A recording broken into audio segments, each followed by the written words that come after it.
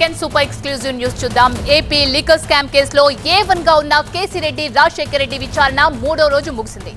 ఇక liquor scam కు సంబంధించి 2వ రోజు A8 చాణక్యతో కలిసి కేసీ రెడ్డిని విచారించిన సిట్ అధికారులు వైసీపీ హయాంలో లిక్కర్ కంపెనీల నుంచి డబ్బులు వసూళ్లపై ఆరా తీశారు. ప్రధానంగా వైసీపీ హయాంలో లిక్కర్ కంపెనీల నుంచి ఎంత డబ్బు వసూలు చేశారు, వసూలు చేసిన డబ్బును ఎక్కడికి తరలించారు, ఎవరి ప్రోద్బలంతో వసూళ్లకు పాల్పడ్డారు, వసూళ్ల నెట్వర్క్ లో ఎవరెవరు ఉన్నారు, వసూలు చేసిన వారి డబ్బును ఎవరెవరికి ఇచ్చారు అనే అంశాలపై ఆరా తీశారు. అలాగే సత్యప్రసాద్, వాసుదేవ్ రెడ్డి, శ్రీధర్ రెడ్డి, చాణక్య, సాయి రెడ్డి ఎందుకు సమావేశం అయ్యారు అనే దానిపై కేసీ రెడ్డి, చాణక్యను సిట్ అధికారులు ప్రశ్నించారు.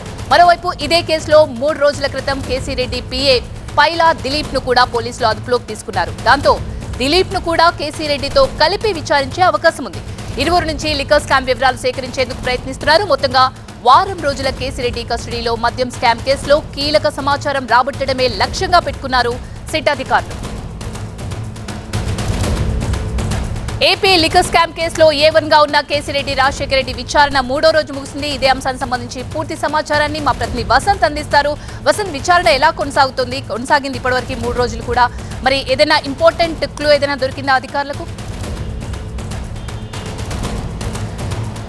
సో 3వ రోజు విచారణ కూడా కేసీ రెడ్డి రాజశేఖర్ రెడ్డి A1 గా ఉన్నటువంటి లిక్కర్ స్కామ్లో ఆరోపణలు ఎదుర్కొన్నటువంటి వ్యక్తి ఈయన ఈ రోజు కూడా ఈ 3వ రోజు విచారణ సందర్భంగా తనకు కానీ లిక్కర్ కేసు కానీ ఏమాత్రం కూడా సంబంధం లేదు, తాను తెలంగాణ రెసిడెంట్గానే ఉన్నాను తప్ప, ఐటీ సలహాదారుగా పనిచేశాను తప్ప ఎక్కడ కూడా ఈ స్కామ్లో కానీ లేకపోతే ఈ లిక్కర్ పాలసీలో కానీ తన ప్రమేయం లేదంటూ కూడా చెప్పే ప్రయత్నం చేశారు. అయితే లిక్కర్ వసూళ్లకు డిస్టిలరీస్ నుంచి కావచ్చు, ఆ కంపెనీల నుంచి ప్రతి నెల వసూళ్లకు పాల్పడ్డారు అనేది ప్రధానమైనటువంటి సిట్ ఆరోపణ నేపథ్యంలో అందుకు సంబంధించి కొన్ని ఎవిడెన్స్ను కూడా ముందు పెట్టి ప్రశ్నించారు. అయితే వసూలు చేసినటువంటి డబ్బును ఎక్కడికి తరలించారు, ఎలా వాటిని బిగ్ బాస్కి అందజేశారు, అసలు ఈ వసూళ్ల నెట్వర్క్ వెనుకున్నటువంటి బిగ్ బాస్ ఎవరు, ఇది మొత్తం తెర వెనుక కావాలని చేస్తున్నటువంటి ఒక ప్రయత్నంలో భాగమే సాయిరెడ్డి నివాసంలో భేటీ అయిన దగ్గర నుంచి ఇటు APBCL MD కావచ్చు, అలాగే ప్రత్యేక అధికారిగా ఉన్నటువంటి సత్యప్రసాద్ కావచ్చు, వాసుదేవ్ రెడ్డి, సత్యప్రసాద్ ఇద్దరు కూడా ఈ మొత్తం వ్యవహారాన్ని తెర వెనుక ఉండి నడిపించారు.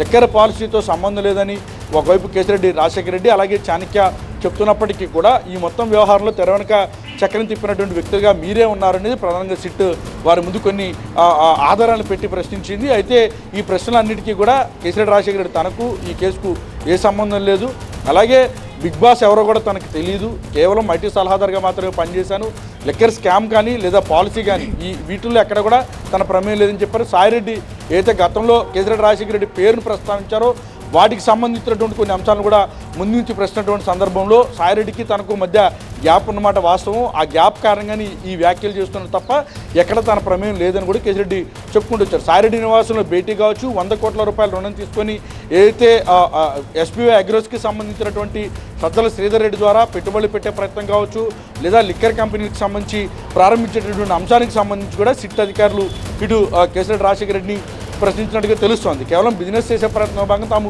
భేటీ అయ్యాం తప్ప ఎక్కడా కూడా ఈ వసూలుకు పాల్పడటం కానీ లేదంటే పదే చెప్తున్నటువంటి 6 ఇంచుల 7 ఇంచుల వ్యవస్థ పేరుతోటి వసూలు పాల్పడ్డామని కానీ కిక్ బ్యాక్స్ ద్వారా డబ్బులు తరలించినటువంటి వాటిలో కానీ తన ప్రమేయం లేదంటే కూడా కేసీ రెడ్డి చెప్పినట్టుగా తెలుస్తుంది. మొత్తం ఉదయం 8 గంటల నుంచి ఇప్పుడు సాయంత్రం దాదాపు 5 గంటల వరకు కూడా కేసీ రెడ్డి రాజశేఖర రెడ్డితో పాటు చాణక్యను వేరువేరుగా ప్రశ్నించాడు. విజయవాడ నగర పోలీస్ కమిషనరేట్ కార్యాలయంలో ఉన్నటువంటి సిట్ కార్యాలయంలో ఉదయం నుంచి కూడా విచారణ కొనసాగింది. ప్రస్తుతం విచారణ ముగిసింది. నేరుగా ఇక్కడి నుంచి ప్రభుత్వ ఆసుపత్రికి తరలించారు, అక్కడి నుంచి జైలుకి తరలించబోతున్నారు. రేపు కూడా కేసీ రెడ్డి రాజశేఖర రెడ్డికి సంబంధించి విచారణ అయితే కొనసాగబోతోంది. అలాగే మరికొందరికి సంబంధించి ఇప్పటికే అరెస్ట్ అయినటువంటి దిలీప్ కావచ్చు, సజ్జల శ్రీధర్ రెడ్డికి సంబంధించి కూడా కస్టడీ పిటిషన్లు దాఖలు చేయబోతున్నారు. మరికొందరి అరెస్టులకు సంబంధించి కూడా ఇటు సిట్ వేగంగా అడుగులు వేస్తూ ఉంది. ఈ మొత్తం వ్యవహారంలో తెర వెనుక ఎవరెవరు ఉన్నారు, ఏమేం చేశారు, అసలు లిక్కర్ పాలసీతో సంబంధం లేని గత ప్రభుత్వంలో కీలకంగా ఉన్నటువంటి పార్టీ నేతలకు ఏం సంబంధం, అసలు థర్డ్ పార్టీకి సంబంధించినటువంటి ఇప్పుడు సజ్జల శ్రీధర్ రెడ్డి కావచ్చు, చాణక్య కావచ్చు, దిలీప్ కావచ్చు, ఏవైతే రిమాండ్ రిపోర్ట్లను అలాగే ఏవైతే ఈ కేసుకు సంబంధించి FIRలో 20-30 మంది పేర్లను చేర్చారో వీరందరికీ ప్రమేయం ఎట్లా వచ్చింది, ఈ షెల్ కంపెనీలు ఎవరు స్టార్ట్ చేశారు, వీటి వెనక ఎవరెవరు ఉన్నారు, అసలు ఈ నగదు మొత్తాన్ని ఎక్కడికి తరలించారనే కొన్ని కూడా సిట్ దర్యాప్తు చేయబోతోంది. అందుకు సంబంధించి కోర్టులో మరొక కస్టడీ పిటిషన్ కూడా దాఖలు చేసినట్లయితే సిట్ అధికారులు అయితే సిద్ధమవుతారు. ప్రస్తుతం 3వ రోజు కస్టడీ విచారణ కేసీ రెడ్డి రాజశేఖర రెడ్డికి సంబంధించి 3వ రోజు, చాణక్యకి సంబంధించి 2వ రోజు అయితే సిట్ కార్యాలయంలో ముగిసింది. Right, thank you Vasanth. Next story చూద్దాం. రాప్తాడు మాజీ ఎమ్మెల్యే తోపుదుర్తి ప్రకాష్ రెడ్డిని అరెస్ట్ చేసే విషయంపై అలసత్వంపై డీజీపీ కార్యాలయం సీరియస్ అయింది. అతన్ని అరెస్ట్ చేయడంలో అలసత్వం ప్రదర్శించిన అధికారులపై ఆగ్రహం వ్యక్తం చేసింది. దీనిపై నివేదిక ఇవ్వాలంటూ శ్రీ సత్యసాయి జిల్లా ఎస్పీని డీజీపీ కార్యాలయం కోరింది. 20 రోజులుగా ప్రకాష్ రెడ్డిని అరెస్ట్ చేసేందుకు పోలీసులు ప్రయత్నిస్తున్నప్పటికీ ఆచూకీ దొరకట్లేదు. దీంతో తోపుదుర్తి ప్రకాష్ రెడ్డి ఆచూకీ కోసం పోలీసులు ప్రత్యేక బృందాలను సైతం రంగంలోకి దింపారు. విజయవాడ, హైదరాబాద్, బెంగళూరుకి ప్రత్యేక బృందాలు బయలుదేరి వెళ్లాయి. ఇక మరోవైపు పాపిరెడ్డిపల్లిలో హెలికాప్టర్ అండ్ విండ్ షీల్డ్ పగిలిన ఘటనలో వైసీపీ నేతలని పోలీసులు అదుపులోకి తీసుకున్న విషయం తెలిసిందే. హెలిప్యాడ్ దగ్గర పోలీసులపై దాడి ఘటనలో కీలకంగా భావిస్తున్న చెన్నై కొత్తపల్లి, రామగిరి మండలాలకు చెందిన 11 మంది వైసీపీ నేతలని అదుపులోకి తీసుకున్నారు. చెన్నై కొత్తపల్లి జెడ్పీటీసీ గోవిందరెడ్డి, వైసీపీ మండల కన్వీనర్ డోలా రామచంద్రారెడ్డితో పాటు రామగిరి మండలానికి చెందిన కార్యకర్తల్ని అరెస్ట్ చేశారు. మరికొందరు వైసీపీ నేతల కోసం పోలీసులు తీవ్రంగా గాలిస్తున్నారు. పూర్తి అప్డేట్స్ అందించడానికి మా సీనియర్ కరెస్పాండెంట్ నరేష్ లైవ్ లో సిద్ధంగా ఉన్నారు. నరేష్, రాప్తాడు మాజీ ఎమ్మెల్యే గత 25 రోజులుగా అజ్ఞాతంలో ఉన్నారు. ఏప్రిల్ 8వ తేదీన వైఎస్ జగన్ పాపిరెడ్డిపల్లి పర్యటన సందర్భంగా జరిగినటువంటి హెలికాప్టర్ విండ్ షీల్డ్ పగిలిన ఘటనలో తోపుదుర్తి ప్రకాష్ రెడ్డితో పాటు మరికొంతమంది వైసీపీ నాయకుల మీద కేసు నమోదైంది. ఈ నేపథ్యంలో ఆయన అరెస్టు విషయంలో స్వయంగా డీజీపీ కార్యాలయం కూడా చాలా సీరియస్ అయినట్లుగానే తెలుస్తుంది. ఎందుకంటే 25 రోజులు అవుతున్నప్పటికి కూడా ఇప్పటివరకు కూడా తోపుదుర్తి ప్రకాష్ రెడ్డిని ఎందుకు అరెస్ట్ చేయలేదు అనే దానిపై స్వయంగా డీజీపీ కార్యాలయం ప్రత్యేక దృష్టి పెట్టింది. ఈ విషయంపై ఎవరైతే స్థానిక పోలీస్ అధికారులు ఉన్నారో వాళ్ళ అలసత్వంపై కూడా నివేదిక ఇవ్వాలంటూ ఇప్పటికే సత్యసాయి జిల్లా ఎస్పీని నివేదిక కోరినట్లుగా కూడా తెలుస్తుంది. మొత్తం మీద అయితే ప్రాథమికంగా అయితే మాత్రం మాజీ ఎమ్మెల్యే తోపుదుర్తి ప్రకాష్ రెడ్డి హైదరాబాద్లో ఉన్నట్లుగా గుర్తించడం జరిగింది. అయితే హైదరాబాద్లో గుర్తించిన తర్వాత ఒక బృందం హైదరాబాద్ వెళ్ళిన తర్వాత అక్కడ కూడా లేడు అన్నట్లుగా తెలుస్తుండటంతో మరొక బృందం విజయవాడ, అదేవిధంగా బెంగళూరు కూడా వెళ్ళి తోపుదుర్తి ప్రకాష్ రెడ్డి ఎక్కడ ఉన్నాడనే దానిపై ఆయన గాలిస్తున్న పరిస్థితి. మరోవైపు పాపిరెడ్డిపల్లిలో హెలికాప్టర్ విండ్ షీల్డ్ పగిలిన ఘటనలో ఇప్పటికే 11 మంది వైసీపీ నాయకులను పోలీసులు అరెస్టు కూడా చేశారు. మరికొంతమంది కోసం ఇప్పటికే కీలక వైసీపీ నాయకులు ఎవరైతే ఉన్నారో వారి కోసం కూడా పోలీసులు గాలిస్తున్నారు. ముఖ్యంగా పాపిరెడ్డిపల్లిలో ఏదైతే హెలికాప్టర్ విండ్ షీల్డ్ పగిలిన ఘటనలో ముఖ్యంగా ప్రధాన నిందితుడిగా తోపుదుర్తి ప్రకాష్ రెడ్డి మీదే పోలీసులు కేసు నమోదు చేశారు. ఆ రోజు పెద్ద ఎత్తున జన సమీకరణ చేయడంతో పాటు హెలిప్యాడ్ ఎక్కడైతే ఏర్పాటు చేస్తారో దాని చుట్టూ ఉన్నటువంటి బ్యారికేడ్స్ అన్నింటిని కూడా తోసుకొని వెళ్లాలంటూ కూడా రెచ్చగొట్టారు. స్వయంగా దానికి సంబంధించిన వీడియో కూడా బయటికి రావడంతో ఆయన మైక్లో కార్యకర్తలందరూ కూడా హెలిప్యాడ్ దగ్గరికి రావాలని పబ్లిక్గా ప్రకటించిన నేపథ్యంలో ముందుగా ఆ కేసులో తోపుదుర్తి ప్రకాష్ రెడ్డి పైన ప్రధాన నిందితుడిగా కేసు నమోదు చేయడం జరిగింది. మొత్తం మీద 25 రోజుల నుంచి కూడా అజ్ఞాతంలో ఉన్నటువంటి తోపుదుర్తి ప్రకాష్ రెడ్డి ఎక్కడ ఉన్నాడనే దానిపై పోలీసులు చాలా సీరియస్గా అయితే మాత్రం గాలిస్తున్నారు. ఆయన ఎక్కడ కనిపిస్తే అక్కడ అరెస్ట్ చేసేందుకు అయితే మాత్రం పోలీసులు రంగం సిద్ధం చేస్తున్నారు. Right, thank you Naresh, thanks for the updates. Private వైలో ఫోర్త్ టాపిక్ చూద్దాం. హైదరాబాద్ లోని బీజేపీ కార్యాలయంలో తెలంగాణ రాష్ట్ర బీజేపీ పదాధికారుల సమావేశం ముగిసింది. రాష్ట్ర అధ్యక్షుడు కిషన్ రెడ్డి అధ్యక్షతన జరిగిన ఈ సమావేశానికి బీజేపీ ఎంపీలు, ఎమ్మెల్యేలు, జిల్లా అధ్యక్షులు హాజరయ్యారు.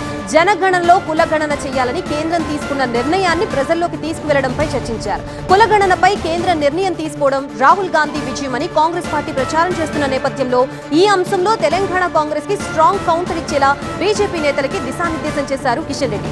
ఉమ్మడి 10 జిల్లాల వారీగా అన్ని కుల సంఘాలతో విడివిడిగా సమావేశాలు నిర్వహించాలని, కులగణనకి కుల సర్వేకి ఉన్న తేడాని వివరించాలని బీజేపీ నేతలకు కిషన్ రెడ్డి దిశానిర్దేశం చేశారు.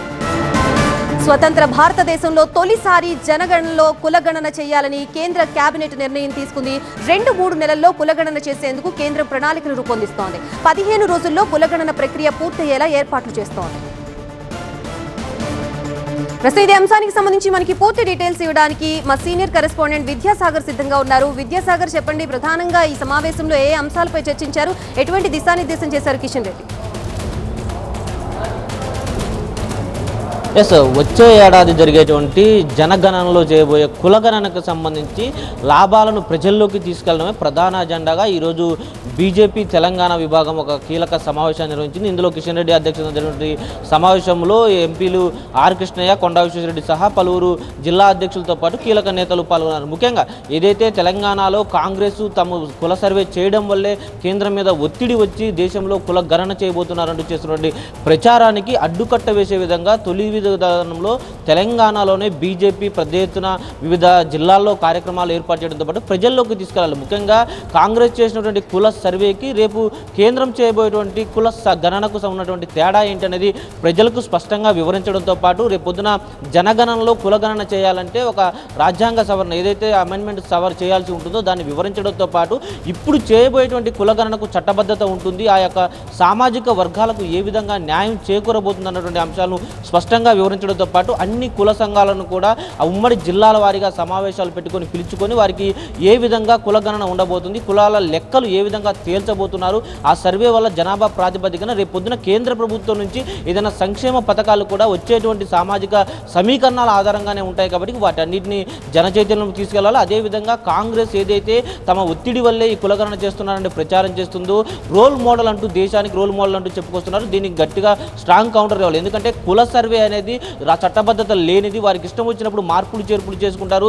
ఒకసారి సర్వే చేసి మళ్ళీ కొద్దిమంది పాల్గొనలేదంటూ వారంతా కూడా సెక్రటేరియట్లో కూర్చొని లెక్కలు మార్చుకున్నారంటూ కూడా కొంత సెన్సేషనల్ కామెంట్స్ కిషన్ రెడ్డి చేస్తూ వెళ్ళారు. ఈ నేపథ్యంలోనే డెఫినెట్గా ప్రజల్లోకి ఈ కులగణన అనేది బీజేపీ క్రెడిట్ ఏదైతే స్వతంత్రం వచ్చిన తర్వాత బ్రిటిష్ కాలం నాటి తర్వాత మళ్ళీ కులగణన చేస్తున్న ఏకైక ప్రభుత్వం బీజేపీ ప్రభుత్వమే. ఇదే అంశాన్ని ప్రజల్లోకి తీసుకెళ్లేటప్పుడు పక్కా ప్రణాళికతోటి ఆయా వర్గాల వారీగా మీటింగ్లు పెట్టుకోవడం, ఇండోర్ మీటింగ్స్ కావచ్చు, ప్రజల్లో ఈ జనగణన తర్వాత కులగణనలో వచ్చేటువంటి అంశాలు మార్పులు విధానంతో పాటు కులగణన చేస్తే ఎవరైనా అపోహలు కలిగి ఉంటారో వారిని తీసుకొని వారికి అవగాహన కల్పించారు. ఇలాంటి అంశాలన్నిటి మీద కూడా జిల్లా నేతలకు అదేవిధంగా ఎంపీలకు పెద్ద ఎత్తున దిశానిర్దేశం చేశారు. దాంతోపాటు కాంగ్రెస్ కూడా మీరు చేసింది సర్వే కాదు, మీరు చేసింది కుల గణన కాదు, కుల గణనకి కుల సర్వేకి తేడా తెలుసుకొని మాట్లాడాలి, రోలు మోడల్ అంటూ మరొకసారి మాట్లాడితే కూడా డెఫినెట్గా ప్రజల్లోకి ఈ అంశాన్ని స్పష్టంగా తీసుకెళ్లి బుద్ధి చెప్తామంటూ కూడా బీజేపీ నేతలు ఈ సమావేశంలో చర్చించినట్టు తెలుస్తుంది. ఇక ఏదైతే ఉమ్మడి జిల్లాల వారీగా సమావేశాలు ఉండబోతున్నాయో వాటికి సంబంధించి కూడా ఒక ప్రణాళికను ఇప్పటికే రాష్ట్ర కార్యదర్శులకు దిశానిర్దేశం చేసిన పరిస్థితులు త్వరలోనే ఆ షెడ్యూల్ కూడా రిలీజ్ చేసి ఒక్కొక్క జిల్లా వారీగా పెద్ద ఎత్తున కుల సంఘాలతో భారీ సభలు అయితే పెట్టేటువంటి అవకాశం మనకి స్పష్టంగా తెలుస్తోంది. బ్రేకింగ్ న్యూస్ కూడా అందుతోంది. తమిళనాడులో భారీ వర్షాలు కురుస్తున్నాయి. చెన్నై తిరువళ్ళూరులో కుండపోతగా వానలు కురుస్తూనే ఉన్నాయి. భారీ వర్షంతో చెన్నైలోని పలు ప్రాంతాలు ఇప్పటికే నీట మునిగాయి. ఆవడి తిరుత్తడిలో పలు ప్రాంతాలు జలమయమయ్యాయి. మనం దృశ్యాల్లో చూడొచ్చు, ఈదురు గాలులతో కూడిన భారీ వర్షం కురుస్తోంది చెన్నైలో. తమిళనాడు వ్యాప్తంగా కూడా భారీ వర్షాలు కురుస్తున్నాయి. చెన్నై తిరువళ్ళూరులో కుండపోతగా వానలు కురుస్తున్నాయి. భారీ వర్షంతో చెన్నైలో ఉన్న పలు ప్రాంతాలు ఇప్పటికే నీట మునిగిపోయిన పరిస్థితి. ఎడతెరిపి లేకుండా వర్షం కురుస్తూనే ఉంది. దానికి సంబంధించిన దృశ్యాలు మనం స్క్రీన్ పై చూస్తున్నాం. తమిళనాడు వ్యాప్తంగా భారీ వర్షాలు కురవడంతో కొన్ని జిల్లాలకు రెడ్ అలర్ట్ జారీ చేయగా మరికొన్ని జిల్లాలు ఆరెంజ్ అలర్ట్ లో ఉన్నాయి.